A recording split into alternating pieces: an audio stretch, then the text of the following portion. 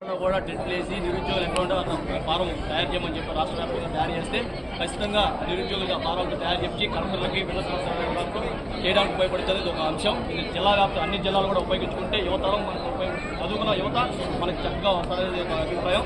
అలాగే యువత ఎక్కడ ఉన్నారనే దాని మీద మనం అంచనా వేస్తుంటే ర్యాపిడోలు తిరుగుతున్నారు, స్విగ్గీల మీద తిరుగుతారు. వాళ్ళకి చాలా సమస్యలు ఉన్నాయి. వాళ్ళ మీద కూడా మనం వెళ్ళగలిగితే వాళ్ళు మన వైపు తిరిగి వస్తారు. ఖచ్చితంగా ఆర్థిక ఉపయోగపడుతుంది కూడా అర్థమవుతుంది. మీరు కూడా మీ ప్రాంతాల్లో మేము విజయవాడ ప్రాంతం చేయబోతున్నాం. మీరు కూడా మీ ప్రాంతంలో చేయగలిగితే గ్యారెంటీగా అది కొత్త ప్రాంతాల్లో మంచిగా ఉపయోగపడుతుందని నేను నమ్ముతున్నాం. అలాగే వాలంటీర్ సమస్య మీద రాష్ట్రంలో మనం తీర్మానం చేసాం. 2,60,000 మందికి ఎన్డీఏ కూటమి అధికారంలోకి వచ్చిన తర్వాత వాలంటీర్ని మోసం చేసింది.